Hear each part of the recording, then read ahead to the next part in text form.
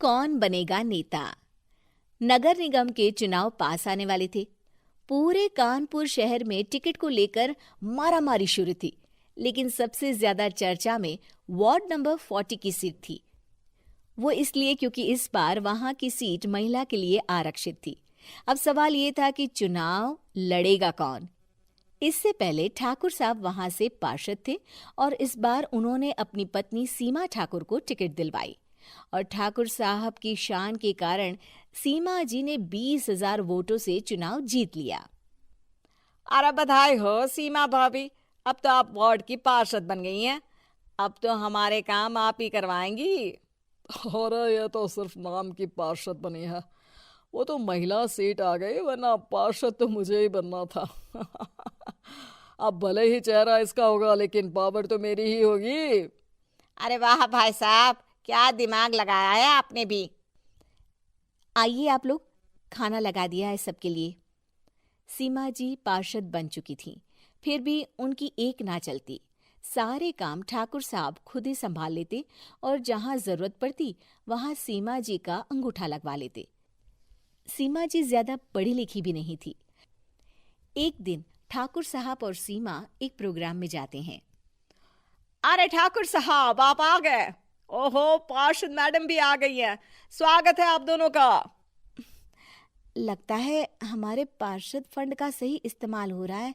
चलिए अब उद्घाटन करते हैं। ये लीजिए ठाकुर साहब कैची, आप ही सबसे पहले प्रवेश कीजिए। सब लोग आगे निकल जाते हैं और सीमा जी पार्षद होने के बावजूद भी पीछे खड़ी रह जाती हैं। वो देखती हैं कि वेलकम बोर्ड पर उनका नाम है, लेकिन महिला होने के कारण कोई उनका सम्मान नहीं कर रहा। अगले दिन एक आदमी उनके घर आता है। अरे ठाकुर साहब नमस्कार। कल ना हम नोटिस किए कि हमारा घर तो अवैध है और नगर निगम वाले उसे तोड़ने आ रहे हैं। अरे कुछ कीजिए ना ठाकुर साहब।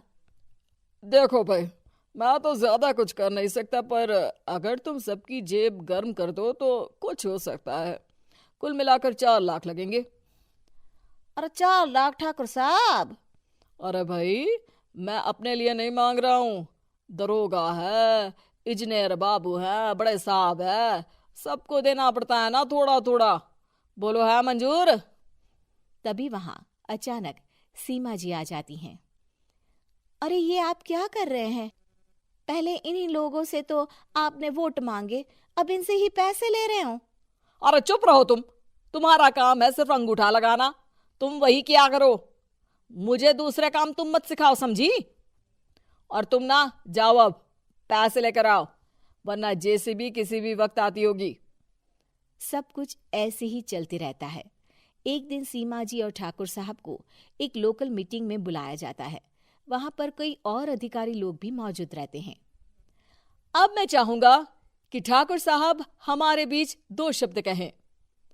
मेरे प्यारे भाइयों और बहनों, आज मेरा सौभाग्य है कि मैं आप सबकी सेवा दिन रात कर पा रहा हूं। आपने मेरी पत्नी को भारी मतों से जिताया है, इसलिए मैं आप सभी का शुक्रगुजार हूं।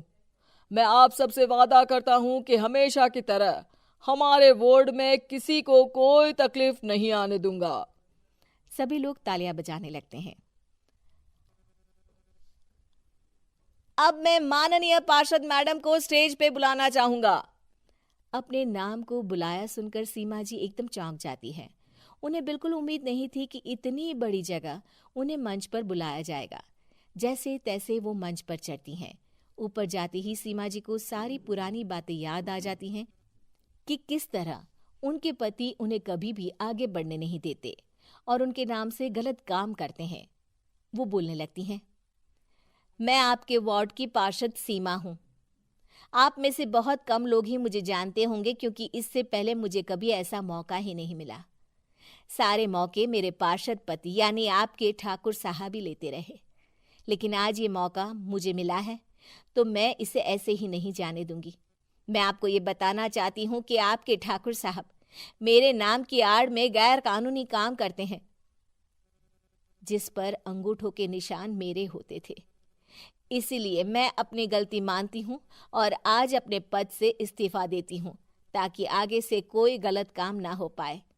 अब फैसला आप सबके हाथ में है कि आप हमें क्या सजा देना चाहते हैं।